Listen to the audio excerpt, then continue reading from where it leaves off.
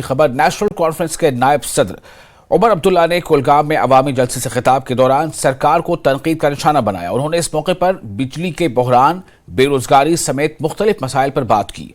उमर अब्दुल्ला ने कहा कि 370 की मनसूखी के बाद हमें बताया गया कि वादी में अमन व अमान का गलबा है, लेकिन दफा 370 की मनसूखी के बाद रियासत में बेरोजगारी, लोगों के मसाइल में इजाफे के साथ साथ तामीर तरक्की का ग्राफ गिर गया है। उन्होंने एलजी इंतजामिया पर सवाल उठाए और कहा कि सरकार अमन और तरक्की के हवाले से सिर्फ दावों से काम ले रही है, जबकि जमीनी सूरत हाल इसके बरअक्स है। सर, ये हमारी बहुत बड़ी बदकिस्मती है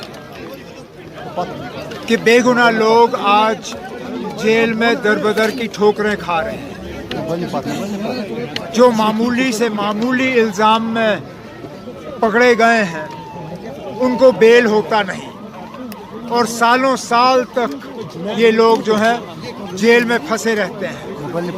और उसके मुकाबले में आप देखें तो आर्मी का मेजर, जिसको सिविल अदालत ने नहीं, आर्मी के कोर्ट मार्शल ने खुद कत्ल के इल्जाम में गुनहगार पाया, फेक एनकाउंटर में गुनहगार पाया, जहां रजौरी के 3 लोगों को यहां लाके उनको एक नकली एनकाउंटर में मारा गया। देखिए कितनी आसानी से उसके खिलाफ जो है तमाम जो प्रोसीजर है उसको अलग एक साइड रख के उसको बेल दी जाती है। मैं हुकूमत से, खासकर मरकज़ की हुकूमत से गुजारिश करना चाहता हूँ कि यहाँ के लोगों के साथ इस तरह खिलवाड़ मत करिए। यहाँ के लोगों को ये मत ये दे दीजिए सोच कि हमारा खून जो है इतना सस्ता है कि वो लोग जो हमारे कत्ल में गुनहगार पाए जाते हैं उन्हें इतनी आसानी से बेल मिल जाए।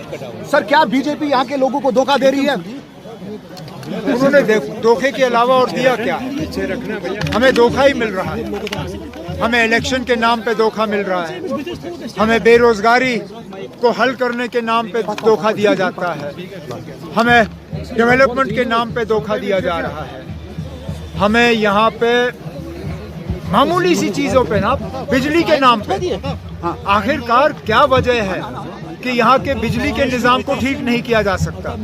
इतना बुरा वक्त, इतना बुरा हाल तो हमारे वक्त में भी नहीं था। और आज तो ये कहते हैं कि पैसों से ये माला माल है, तो ये और बिजली का इंतजाम क्यों नहीं करते? आखिरकार ये क्या है कि 10-10, 12-12, 14-14 घंटे का कट जो है लोगों को बर्दाश्त करना पड़ रहा है।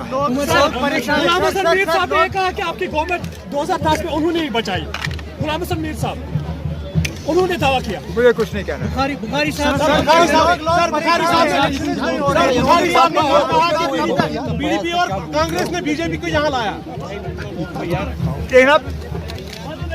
अगर बुखारी साहब कहते हैं कि पीडीपी ने बीजेपी को यहाँ लाया, ये उनका कहना गलत नहीं है, लेकिन ये भी हकीकत है कि उस वक्त बुखारी साहब खुद बीजेपी में थे। तो पहले वो इस बात को समझाएं, उसके बाद फिर हम इसके आगे बात कर सकते हैं। क्योंकि अगर वो पीडीपी के खिलाफ इल्जाम लगा रहे हैं तो जहां एक उंगली उनकी पीडीपी के तरफ है, 3 उंगलियां तो अपने तरफ है, तो पहले उनको अपना समझाना पड़ेगा, उसके बाद वो पीडीपी से जवाब ले सकते हैं। इंजीनियर रशीद रिलीज नहीं हो रहे हैं, नेशनल कॉन्फ्रेंस बात क्यों नहीं कर रहा है? कौन रिलीज हो रहा है यहाँ पे? यहाँ तो सिर्फ वो लोग जो कत्ल के इल्जाम में गुनहगार पाए जाते हैं वो रिलीज हो रहे हैं। मैंने पहले ही कहा, यहाँ बहुत से ऐसे लोग हैं जो बिना बेल के जेल में दर-बदर की ठोकरें खा रहे हैं। इसमें इंजीनियर रशीद अकेला नहीं है। क्या आने वाले समय में नेशनल कॉन्फ्रेंस, यहाँ पे इलेक्शन नहीं हो रहे हैं, आने वाले समय में नेशनल कॉन्फ्रेंस का क्या स्टेप रहेगा इलेक्शन के हवाले से? हम इलेक्शन मांग रहे हैं और क्या कर सकते हैं? नहीं मांग रहे, हम इलेक्शन मांग रहे हैं। हम ये भी उम्मीद कर रहे हैं कि जो मुतालबा 370 का सुप्रीम कोर्ट के सामने है, कहीं इलेक्शन का जिक्र वहाँ से भी आए। क्योंकि आपको याद होगा जब इलेक्शन के लिए एक पिटीशन सुप्रीम कोर्ट में पैंथर पार्टी की तरफ से लाया गया, तो उस वक्त honourable chief justice supreme court के जो हैं उन्होंने ये कहा था कि क्योंकि ये इशू 370 के साथ जुड़ा हुआ है, हम इसका जवाब उस वक्त देंगे। तो हम ये उम्मीद कर रहे हैं कि जब 370 की जजमेंट सुप्रीम कोर्ट से आ जाए तो उसमें इलेक्शन का भी जिक्र होगा। और बीजेपी के जेके यूनिट के सदर रविंद्र रैना ने एनसी लीडर उमर अब्दुल्ला को उनके इस बयान पर निशाना बनाया है कि जम्मू कश्मीर यूटी में हालात मामूल पर नहीं आए हैं। जम्मू में न्यूज 18 से बात करते हुए रविंद्र रैना ने इश्तियाल अंगेज बयानात न देने और सिक्योरिटी के मसले पर सियासत न करने का मशवरा दिया। उन्होंने अपोजिशन पार्टियों को मुनक़सिम हाउस करार देते हुए कहा कि आने वाले लोकसभा और उसके बाद होने वाले इंतखाबात में बीजेपी जीत के तौर पर उभरेगी। जम्मू कश्मीर नेशनल कॉन्फ्रेंस के वाइस प्रेसिडेंट और former chief minister Omar Abdullah ने आज फिर एक बार बीजेपी और सेंट्रल गवर्नमेंट पर निशाना साधा है और कहा है कि इनकाउंटर्स तो रोज होते हैं, आतंकवादी भी मारे जा रहे हैं, तो ऐसी हालत में नॉर्मल सी है कहाँ। एक सवाल बीजेपी से और यहाँ की गवर्नमेंट से। इस पर बात करने के लिए मेरे साथ हैं जम्मू कश्मीर बीजेपी यूटी के हेड रविंद्र रैना। इनसे हम पूछते हैं, रविंद्र जी, फिर एक बार उमर अब्दुल्ला का जबरदस्त निशाना टारगेट किया है बीजेपी को, गवर्नमेंट को, सेंट्रल गवर्नमेंट को। कहते हैं नॉर्मल सी कहाँ है, यही नॉर्मल सी एनकाउंटर्स हो रहे हैं, आतंकवादी मारे जा रहे हैं और भी घटनाएं हो रही हैं, कभी कभी टारगेट किलिंग भी हो रही है। एक जमाना था जब कश्मीर घाटी के अंदर हड़तालों के कैलेंडर निकलते थे, बाजार, स्कूल, गाड़ियां सब बंद रहते थे। एक जमाना था जब लोग जुमे के रोज नमाज में पढ़ने के लिए मस्जिद जाते थे, उनके दिल में खदशात होते थे। एक दौर था जब बच्चे स्कूल, कॉलेज, यूनिवर्सिटीज जाते थे, वादी कश्मीर में उनके दिल में डर, वालिदैन के दिल में डर रहता था। एक दौर था जब सरकारी मुलाजिम हो या मेहनतकश मजदूर हो या बिजनेस कम्युनिटी से वाबस्ता दुकानदार हो, जब अपने काम पर निकलते थे तो घर वालों के दिल में डर रहती थी कि ये शाम को घर लौटेंगे कि नहीं लौटेंगे। आज वो दौर खत्म हो गया है। आज कश्मीर के बाजारों में रौनक है। रात 12 बजे तक लाल चौक खुला रहता है, पूरा कश्मीर खुला है। स्कूल, कॉलेज, यूनिवर्सिटीज खुले हैं।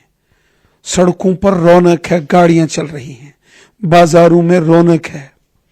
आज ईद का दिन हो, शब कदर की रात हो, जश्न बनाते, इबादत करते लोग नजर आते हैं। आज पूरे इज्जत और एहतराम के साथ जुमे की नमाज अदा करने लोग मस्जिदों में जाते हैं, किसी को डर खतरा नहीं है। ये बदलाव है, ये अमन है। हां, जो दुश्मन है वो कोशिश कर रहा है कि इस अमन में खलल डाला जाए। जो अमन के दुश्मन हैं, जिन्होंने 30-35 साल कश्मीर को लहूलुहान किया है, वो आज भी इस फिराक में और कोशिश में है कि कश्मीर में फिर खून खराबा हो, और वो इस किस्म की साजिशें, वारदातें करने की कोशिश और साजिश करते हैं। लेकिन इनसे भी हमारी पुलिस और हमारे जवान निपट रहे हैं, हमारे लोग निपट रहे हैं। कश्मीरियों ने पिछले 35-40 साल बहुत तशद्दुद, जुल्म और सितम सहा है, अब और नहीं। मैं जनाब मोहतरम उमर अब्दुल्ला साहब से गुजारिश करूंगा, सियासत होनी चाहिए लोगों की बेहतरी के लिए। हमने लोगों की खिदमत करनी है, लोगों का भला करना है। गरीबों, ज़ईफों, दर्दमंदों और बेसहारा लोगों की खिदमत होनी चाहिए। ये जो इश्तियाल अंगेजी वाली सियासत है, ये नहीं होनी चाहिए। न्यूज़ 18 से बात करने के लिए शुक्रिया। कैमरामैन आशु के साथ में समीर भट्ट, न्यूज़ 18 जम्मू। और जम्मू कश्मीर की प्राइवेट स्कूल एसोसिएशन ने हुकूमत से कहा है कि वो तरजीही बुनियादों पर स्कूलों के लिए मौसम सरमा के तातीलात का ऐलान करे, और एसोसिएशन ने खास तौर पर निचली जमातों के लिए छुट्टी का ऐलान करने की मांग की है। उनका कहना है कि मनफी दर्जे हरारत और धुंध की वजह से तलबा को काफी मुश्किलात का सामना है। एसोसिएशन के सदर ने न्यूज 18 JKLH से बात करते हुए कहा कि इन्हें वालिदैन और यहां तक कि मुख्तलिफ स्कूलों से भी मौसम की खराब सूरत हाल के पेश नजर छुट्टी की दरख्वास्तें मौसूल हो रही हैं। हमारा ये मानना है कि सरकार की जो भी पॉलिसी होनी चाहिए वो एविडेंस बेस्ड होनी चाहिए, रीजन होना चाहिए उसमें, और लॉजिक ड्रिवन होनी चाहिए।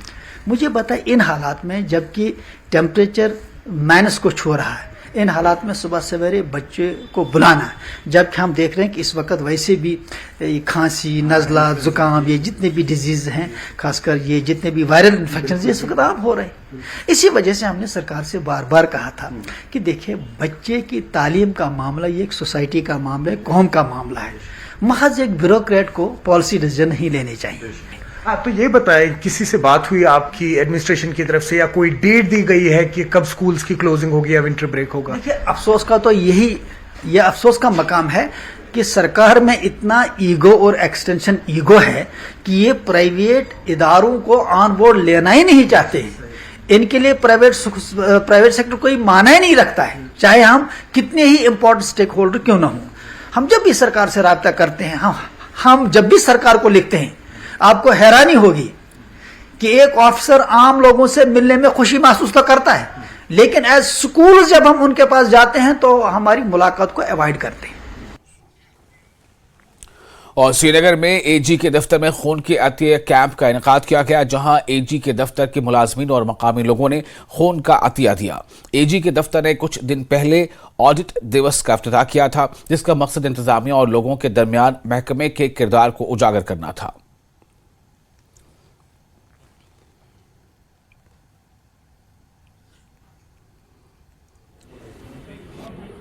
ऑडिट दिवस स्टार्ट हो गया है और ये हमारे फाउंडेशन से रिलेटेड है, हमारे फाउंडर्स डे की तरह होता है। तो इसमें हम लोगों ने ये निर्णय किया कि इसमें कुछ सोशली रेलेवेंट और नोबल कॉजेज़ भी किए जाएंगे। तो जो हमने अपने एक्सपर्ट्स के साथ कोलैबोरेट करके किया है, जिसमें प्रिंसिपल जीएमसी यहाँ हैं, इन्होंने इनाग्रेट किया, मेडिकल सुपरिटेंडेंट साहब हैं एंड जावेद साहब हैं जो एक्सपर्ट हैं इसके। तो इनके मदद से हम लोगों ने ये डिसाइड किया कि हम लोग अपने ऑर्गेनाइजेशन से काफ़ी लार्ज नंबर में ब्लड डोनेट करेंगे। और ब्लड डोनेशन जो है वो इतना अच्छा है कि आप इससे अच्छा कोई नेक कार्य कर ही नहीं सकते।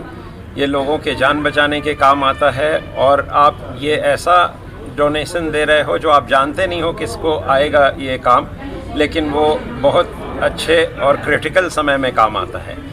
तो आज जो इन्होंने हमें इसके बारे में बहुत सारी जानकारी दी है, हम कोशिश करेंगे कि हर क्वार्टर में, क्योंकि एक क्वार्टर में ही आपका ब्लड रीजनरेट हो जाता है, फिर वो बॉडी का मैकेनिज़्म है डिस्ट्रॉय होता है, तो हम कोशिश करेंगे कि ये हर क्वार्टरली हम करें, क्योंकि हम बड़े ऑर्गेनाइजेशन हैं और हमेशा हमारे पास कुछ अच्छे नंबर में वॉलंटियर्स हम लोग के आ सकते हैं। तो ये थॉट है इसके पीछे। मैं नावद खालिक हूँ, मैं डेप्यूटी अकाउंटेंट जनरल ऑडिट हूँ JNK में। हम मना रहे हैं ऑडिट वीक, जिसकी शुरुआत पहले हमने ऑडिट दिवस से की थी 16 नवंबर को। आप जानते होंगे कि हमारा इंस्टीट्यूशन का फाउंडर्स डे है, जो institution of controller and auditor general है, वो इसी दिन 1860 में जो है इस्टेब्लिश हुआ था। और ऑडिट वीक से हमारा the purpose of celebration of this दिवस एंड ऑडिट वीक ये है कि एक तो हमारे इंस्टीट्यूशन का जो रोल है गवर्नेंस में, गुड गवर्नेंस में या सर्विस ऑफ सिटीजन्स में, वो हाईलाइट किया जाए। और दूसरी बात, हम इस पूरे वीक में, इस पूरे सप्ताह में हम ऐसी एक्टिविटीज़ कर रहे हैं जिससे हम अपने आप को, we are taking us towards to the public. हम ऐसी एक्टिविटीज़ कर रहे हैं जिसमें आउटरीच शामिल हैं, जिसमें सोशल कॉजेज़ के लिए अवेयरनेस शामिल है। कल हमने एक ऑडिट रन और डल लेक का क्लेनलीनेस ड्राइव किया था यहाँ श्रीनगर में। जम्मू में भी हमने एक रन और क्लेनलीनेस ड्राइव का जो है ऑर्गेनाइज़ किया हुआ था। आज हम ब्लड डोनेशन ड्राइव कर रहे हैं, श्रीनगर में भी कर रहे हैं और जम्मू में भी कर रहे हैं। श्रीनगर में जो हमारा टर्न आउट हुआ है हमारे स्टाफ से काफ़ी अच्छा हुआ है। इनफैक्ट उनकी फैमिलीज़ भी शामिल हुई है इस बहुत नोबल कॉज में।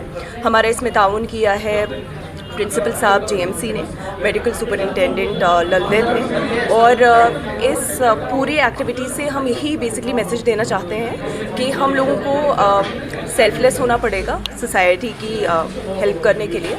और कल हम एक बहुत इम्पॉर्टेंट प्रोग्राम का जो है ऑर्गेनाइज़ कर रहे हैं, जो कि हम स्कॉस्ट कश्मीर में करेंगे। ये एक आउटरीच होगा स्टूडेंट्स के लिए, जिसमें जो एक inter university and college debate competition होगा, जिसमें जो विनिंग टीम्स हैं उनको फेलिसिटेट किया जाएगा। एट द सेम टाइम हम अपनी ऑर्गेनाइजेशन का जो मोटो है, मकसद है, वो हम लेना चाहेंगे हमारी जो फ्यूचर जनरेशन है उनकी तरफ, क्योंकि वही कल के ऑडिटर्स भी हैं, अफसरान भी हैं और जिम्मेदार शहरी भी हैं। ये हमारा जो ऑडिट दिवस जो कल से स्टार्ट हो गया, उसी के सिलसिले में ये एक प्रोग्राम हमने with the collaboration principal GM college, government medical college और ललदत की वसातत से किया था, क्योंकि खून देने से एक चीज़ है, एक लाइफ अगर बच जाती है तो उससे बड़ा सदका कोई नहीं है। इसलिए इस डोनेशन ब्लड डोनेशन में मैंने भी हिस्सा ले लिया और मैंने भी खून दे दिया।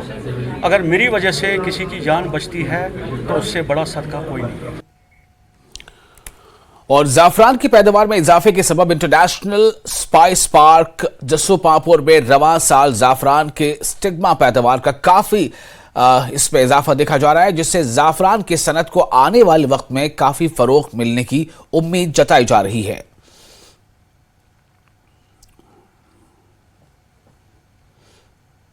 लोगों ने देखा आज तक कि यहाँ पे लाने से हमें काफ़ी फ़ायदा मिला है, और इस साल जो लोगों को कुछ इंकिशाफ थे कि प्रोडक्शन नहीं हो रही है, इस हवाले से हम आपको ऐसे बोल सकते हैं कि जो ज़मींदार पिछली बार हमारे पास 3 या 4 बार सैफरान लाया था, पिकिंग्स जो होती है आप लोगों को पता है, हर 4 दिन के बाद ये अपने फूल उठाते हैं अपने ज़मीनों से, इस बार उसी ज़मींदार ने 10 बार लाया, 8 बार लाया। हमने ये देखा जो हमारा पीक इस बार आया, थोड़ा सा डिले हुआ इस बार, हफ्ता एक डिले हुआ, जो हमारा पीक सीज़न था, पीक टाइम था, तो हमारा जो कैपेसिटी है वो ओवरलोड हो गया।